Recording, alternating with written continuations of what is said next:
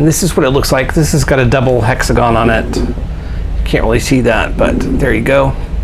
But I'm going to show you how to make the main roof and how I tiled it. Okay, so here we go. Black cardstock and my trimmer. I'm going to make some what I call structure strips. They're 1-inch strips, scored in half at 1/2 inch, and score tape on each side. So I'm going to cut, let's see, 3 of those. So score these down the center at 1/2 inch. And I'm going to apply score tape to each side of it. I'm using 3/8 if I. So what I did was I cut the strip to 1 inch, scored it down the middle at 1/2 inch, put a piece of score tape or similar on each side of the score mark. Okay, then I cut these pieces down to 4 7/8 to match this long side of this triangle. Okay. So what I'm going to do is I'm going to pull off this left side of the structure strip, and I'm going to adhere it to the triangle down this long side right up to that bump, and it's going to be from corner to corner, and it's a little bit hard to see because I don't have my light on, like that. Okay, and the bump is where I've scored it down, and it's pushed the paper up from the back side, and so that's the bump. Okay, so I'm gonna go ahead, and what I'm gonna do, just to do a little housekeeping to remember what I'm doing, is I'm going to go ahead and cut off all the dog ears as I go. Okay, so I'm going to pull up this one.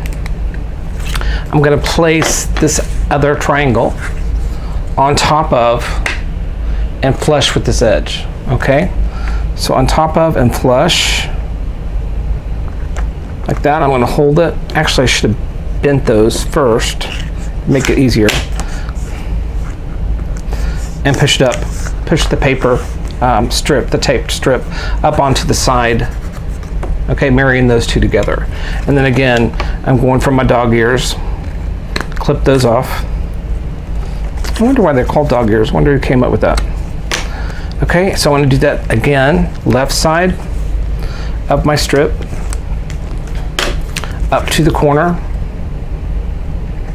down to this corner, adhere it down. Okay, and then I'm going for my dog ears. On this one, you're gonna see how it flaps over here. Can you see that? You can barely see it. There it is. I'm gonna just aim my scissors into that corner, into that angle, and nip that off. Okay? Again, this is gonna be covered by paper, so any imperfections will be covered. And I'm gonna do the same thing for the rest of the triangles. So I'm going to fast forward it, so you won't have to sit here and watch me do all this. Okay?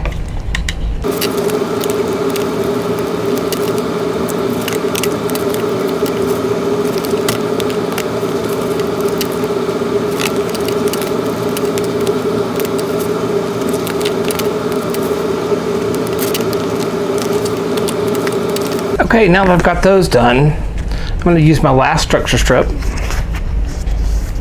I'm going to pull off this left side,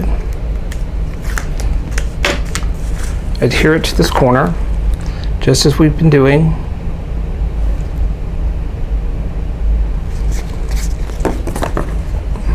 Cut the dog ears.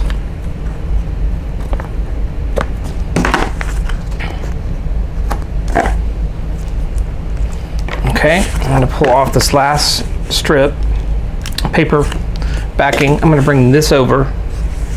So I'm bringing this over like this, and I'm going to match up these edges here. Okay, again, it goes down on top of it, matching up the edges, and pulling up my strip, and then cutting my dog ears.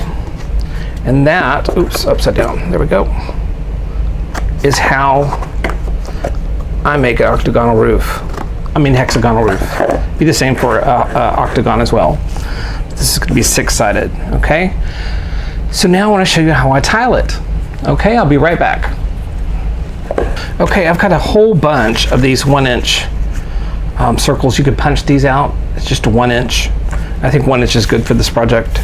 for this size, okay? And I'm grabbing, you can use your PVA glue, you can use glossy accents. I'm gonna go ahead and use glossy accents because it sticks really quickly. So I'm going to put a bit on here, it's in a circle, and then I'm going to adhere it to this edge and coming down about 1/4 inch. Oops. 1/4 inch over the edge, like that. Okay, and then I'm going to continue. And I'm not looking. I think the thing is that you can get so tied up in looking for the right paper to go next to it, and if you don't, it's so much better. Just grab one, because at the end result, it's going to be so cool with these mixed match papers. I am going with all the printed paper on the front, and I'm not going to use the pink on the back, the printed pattern. I'm just going to go with these front pieces, and I think it looks really pretty when it's done.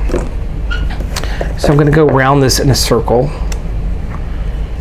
and I'm going to finish this layer, and I'll be right back. So as you can see, I've done my first round all the way around, and I think that's an easier way to do it. I originally went up, and then I had to deal with these edges, and I just think going around in circles is pretty much the way to go. So now I'm going to start on my second layer, and again, I'm just grabbing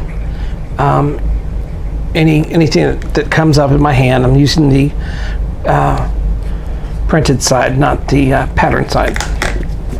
I'm going up, and this is a Bloom from Graphic 45, and this sheet is so wonderful on this. I just love it.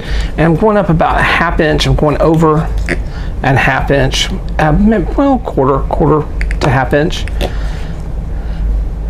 and covering up the bottom layer and flapping over the left-hand side. Okay, flapping over. Is that a good word? Layering over. So I'm going to do that all the way around again, and I'll be back with you in a second to show you that layer. So there is layer 2. Now I'm going to start on 3 and just work up to the very top. When I get to the very top, I'll show you how I finished it off. I do want to show you about these. If you're on a angle here, just take it and I put it over it like that, and just hold it on both sides. Kind of give it a little wiggle till it let it know where it wants to go, and just hold it down like that, and then I'm ready to go around. But that's what you do on an angle. Okay, see you in a second. Okay, I finally made it up to the very top. Right there is what it looks like. Isn't that pretty, just mixed together? This is such pretty paper. Again, this is Bloom from Graphic 45. I love this collection. So anyway, I'm going to finish off the top. I've got about 3 of these circles left. So I'm going to put some glue on there. Kind of come up over past that hole in the top of the roof and kind of hold it in place for a second. Okay, going on to the next one.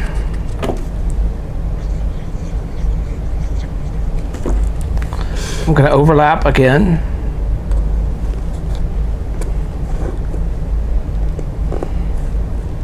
Holding on to it. Okay, and my last one. I'm going to overlap those two. Like that.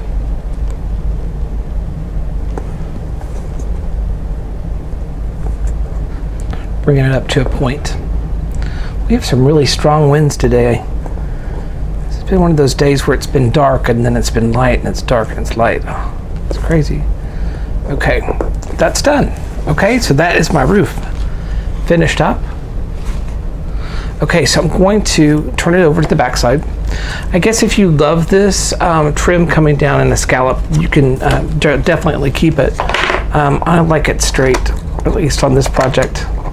So I'm going around and I'm cutting off all the scallops that are overlapping the front.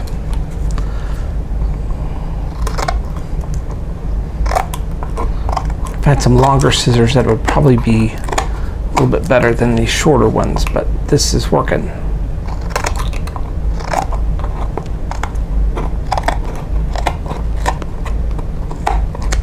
Kind of on the edges there.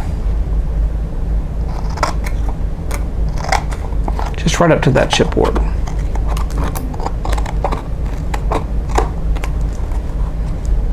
Again, longer scissors would have given me a cleaner, straighter edge.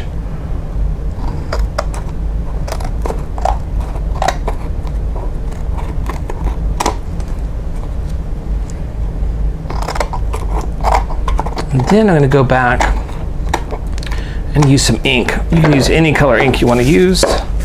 I like using darker colors, and see if I can pull up some of these tiles that overlap a little bit. So I'm going to take some ink. I'm going to go ahead and do my front edges first, just to cover up that white core that I've just cut and exposed.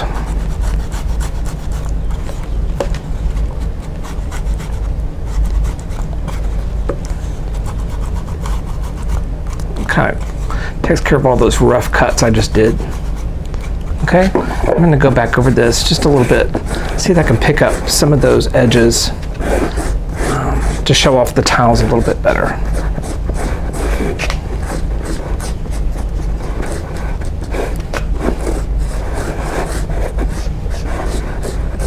Just kind of coming up, working against the grain, if I can say that. Working against the tile bottoms.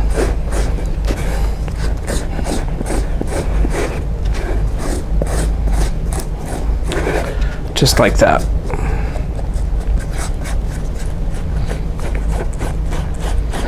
Okay, and that roof is done.